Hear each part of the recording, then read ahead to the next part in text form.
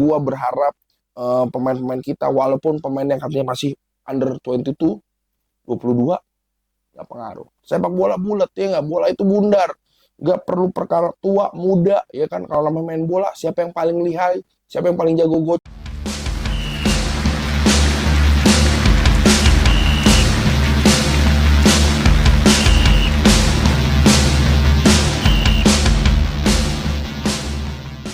Assalamualaikum warahmatullahi wabarakatuh. Apa kabar sahabat-sahabat semua dimanapun kalian berada? Asik ya nggak? Masih bersama gua, host yang paling keren, yang dimana ngebawain acara olahraga khususnya sepak bola di ruang tamu. Tanpa persiapan matang dan pastinya dengan budget yang sangat tidak ada. Apalagi kalau bukan dalam program Sundul Bola, susunan dan urusan sepak bola. Mantap, mantap, pokoknya mantap teman-teman ya. Gue senang banget, gue selalu bergembira setiap kali buat acara kayak gini. Pokoknya hasrat gue bergejolak. Karena apa? Karena sebentar lagi, ini kita udah di bulan Desember, tanggal 9, timnas kita akan berlaga dalam ASEAN Championship. Keren banget. Tadinya kan kita biasa sebutnya AFF ya.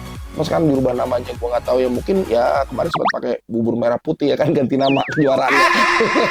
Ya ASEAN Championship ya. Dimana ya kejuaraan Asia Tenggara lah. Walaupun tingkat Asia Tenggara, tapi gue udah bilang timnas kita serius. Walaupun kita nurun pemain lokal, tapi nggak kalah Yahutnya ya. Nggak, karena susunan pemainnya juga pemain-pemain yang bener-bener bukan apa ya, bukan kaleng-kaleng lah di liga kita ya. Semuanya pemain-pemain berkelas dan juga berkualitas ya. Dan juga sebenarnya gue juga masih bingung nih ya, antara bener gak nih ya pemain diaspora kita gitu bisa membantu atau tidak dalam kejuaraan ini. Karena ada beberapa artikel yang bilang iya bisa, ada beberapa artikel yang bilang bisa tapi pas semifinal aja, ada yang bilang juga enggak bisa sama sekali atau enggak membela sama sekali. Tapi buat gua nggak peduli siapapun yang bermain di situ, kalau mengenakan seragam merah putih itu berarti mereka mewakilkan kehausan kita akan gelar juara di Asia Tenggara ya nggak. Makanya gua harap kita bisa memberikan support yang paling maksimal ya. Nah, tanggal 9 itu kita lawan Myanmar. Tanggal 9 lawan Myanmar, terus tanggal 12 lawan Laos ya. Laos. Tanggal 15 kita lawan Lobak. Sama daun bawang. Wah, bener-bener mantep banget ya. Ya teman-teman ya, gua berharap pemain-pemain kita, walaupun pemain yang katanya masih under 22, 22, nggak pengaruh. Sepak bola bulat ya nggak, bola itu bundar. Gak perlu perkara tua, muda, ya kan. Kalau main bola, siapa yang paling lihai, siapa yang paling jago gocek, luar biasa, dia yang paling bisa menang. Makanya kayak teman-teman, kayak teman gua ada ya di sini-sini ya, jago banget gocek orang tuanya dulu, yang ngegandain uang buat LKS. LKS 8.000 jadi 16.000. Kebangetan. Pokoknya keren banget.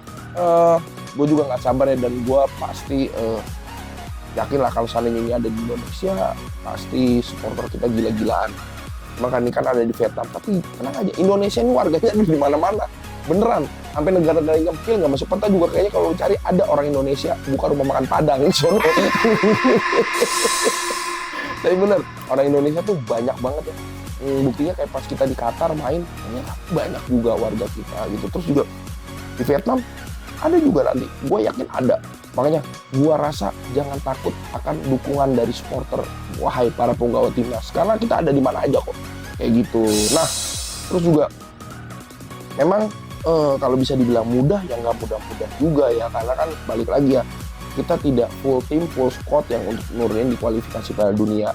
Tapi tetap aja mereka membawa semangat yang sama gitu untuk mengharumkan nama bangsa. Jadi sebenarnya nggak masalah siapapun yang membela, dan ini juga atas penerimaan Sintayong, berarti mereka layak. Nah, tugas kita cuma dukung aja ya, nggak usah yang aneh-aneh, nggak usah sok kita jadi jadi pelatih tambahan gitu. Wah, harusnya yang ini, harusnya yang itu. Udah, Sintayong lebih tahu semuanya gitu kan, dia lebih tahu kebutuhan tim, yang dimana dia sesuaikan dengan format squad dan susunan formasi berdasarkan apa yang dia pikirkan dan dia mau. Itu jadi kita cuma taunya pahamin dan nontonin aja sambil doain biar menang gitu ya. Karena teman-teman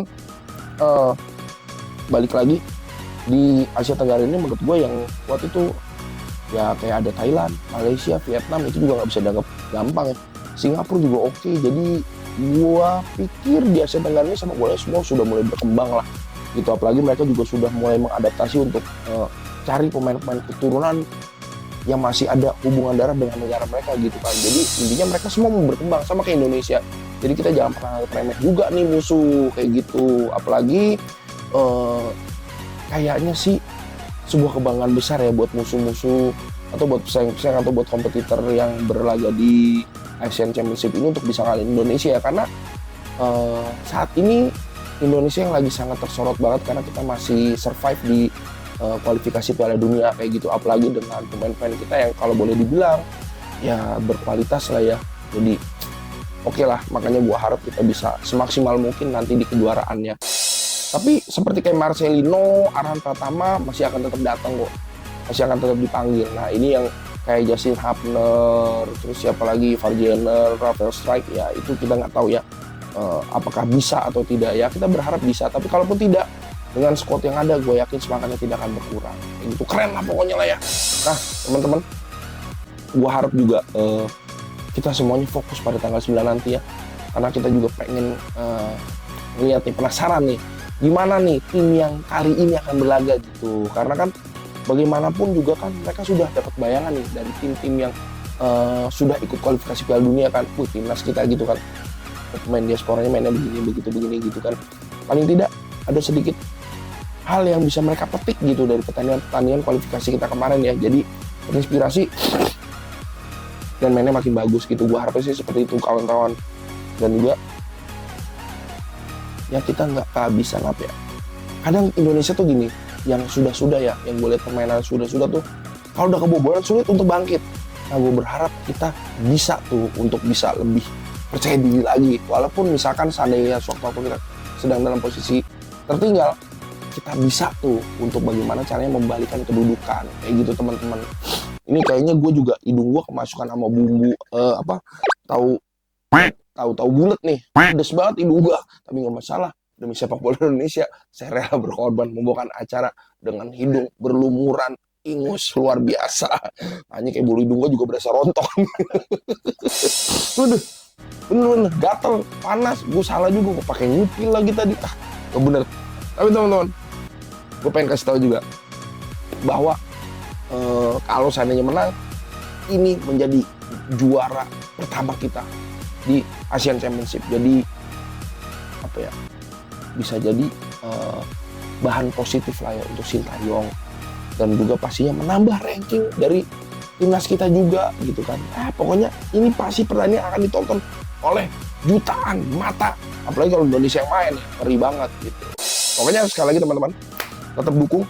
Gue juga happy ada bisa informasi kalian lagi, dan juga pemain-pemain sudah mulai dipanggil, semua sudah mulai berlatih, sudah melakukan persiapan. Dan tinggal kita lihat nih, dari 33, 26 orang akan diseleksi. Dari 26 yang akan dipanggil, 33 orangnya yang diseleksi jadi 26. Nah, jadi ada beberapa orang yang terbuang, dan 26 ini yang akan mewakili kita. Siapa tahu ya kan, di situ ada nama saya. Ya kan, jadi Kang Urut di situ, tapi nggak masalah ya kan. Yang penting kita nggak sabar pengen nonton timnas. Nah, sambil nunggu ulasan, sambil menuju ending seperti biasa, ada tanya jawab dari penggemar-penggemar kita yang tidak banyak pastinya. Masih dikit. Oke, nah selanjutnya. Nah ini ada pertanyaan ya dari teman saya, yaitu @Alex Jembatan ya, JMBT ya. Ya benar, Alex Jembatan ya. Emang dia sering nongkrong ngecrek sama inian apa Niris. Ya, ini pertanyaannya, seberapa besar kemungkinan kita menang dengan pemain lokal yang ada? Oke nih si pertanyaannya, oke juga nih si Jembatan nih ya. Jadi seberapa besar peluang kita dengan pemain lokal yang ada? Menurut gue besar ya, besar juga, karena pemain lokal yang ada pun sebagiannya ini udah ngikutin kualifikasi Piala Dunia, jadi udah dapat pembekalan dari pemain senior kayak Izes, Verdong, dan sebagainya gitu kan. Jadi sebenarnya menurut gue jangan takut, peluangnya masih sangat besar. Apalagi di kualifikasi lawannya masih lumayan mudah, kita bisa curi poin untuk meningkatkan semangat kita dan kepercayaan diri kita kayak gitu. Selanjutnya @Henny bewok. Salah apa orang tuanya? Ini wanita bewokan, makanya wak doyok yang dicemil. Wak doyok buat facial, bewokan lo Hen. Yang Ray, kira-kira kesempatan kita masuk Piala Dunia berapa persen? Udah bewokan PA. Orang kejuaraan Asia Tenggara, lu nanya berapa persen buat masuk Piala Dunia? Gak bener lu gak bener. Gue tetap jawab lah, kalau berapa persen peluang kita masih ada lah, masih 50-50 lah untuk Piala Dunia ya. Mungkin maksud dia biar ini ya 100% bisa menang gitu. Bersebat hidung gua. Besar, tapi gue yakin besar persentasenya ya, oke 70% lah, kita bisa 80% bisa melaju mulus sampai dengan babak final. Pedes banget. Oke, selanjutnya pertanyaan selanjutnya. Gara-gara apa nih? Muklis Hansip. muka kelimis jadi Hansip. Muklis Hansip. Apakah pola permainan akan sama dengan pola kunci di HP saya?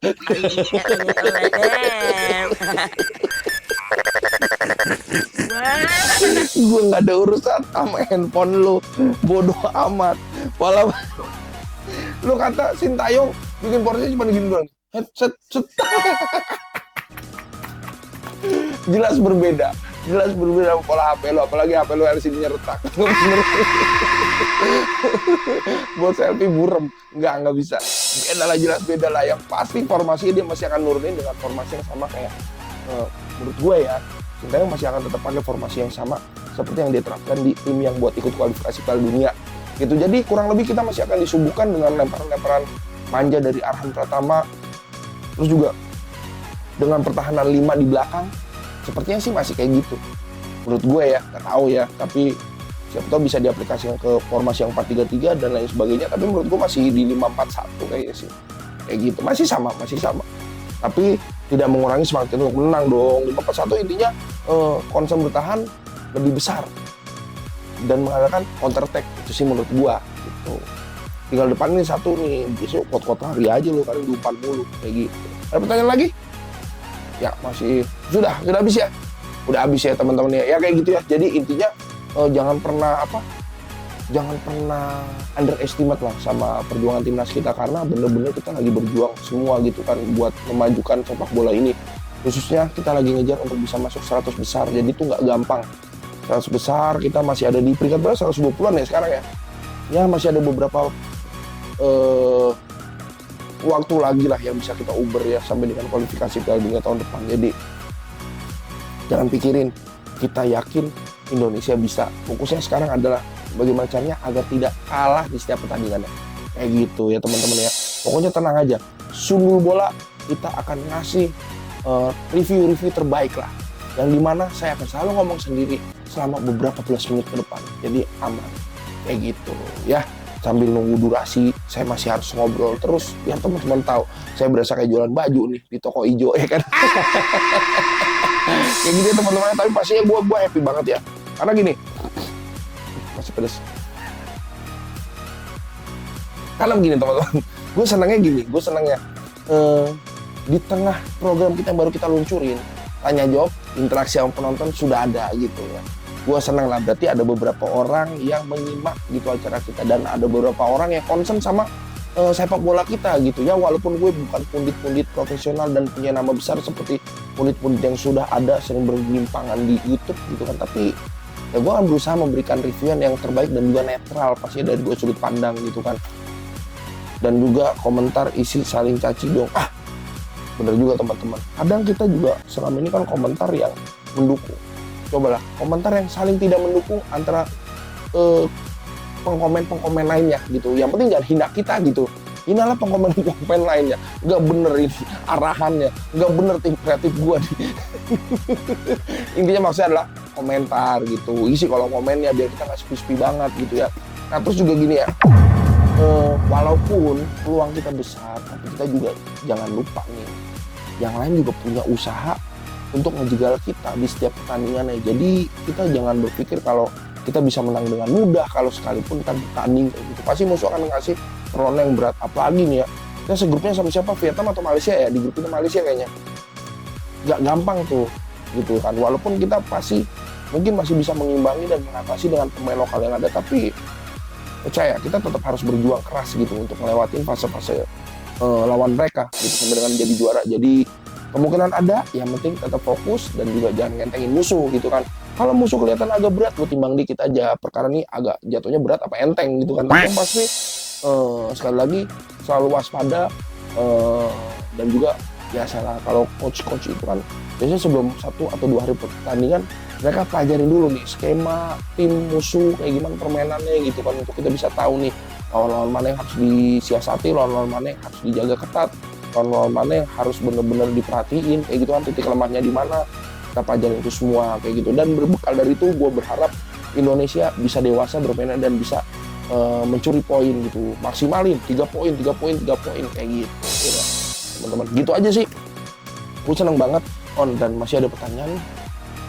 Oh, nggak ada pertanyaan, ternyata dia gambar pentungan, teman-teman. Luar biasa, sangat kreatif sekali manusia yang berguna itu. Oke lah teman-teman, kalau itu gue senang banget ya, kita sudah beberapa menit ke depan nih nemenin kalian semua. Semoga ulasan ini bermanfaat dan pastinya teman-teman bisa semakin semangat nih jiwa nasionalnya untuk mendukung timnas kita ya, kayak gitu. Oke, kalau gitu gue pamit undur diri. Sundul Bola selalu menyajikan hal yang maksimal untuk kalian semua. Kalau gitu, sekali lagi saya beserta kru yang bertugas pamit undur diri. Sundul Bola, asal. Iya.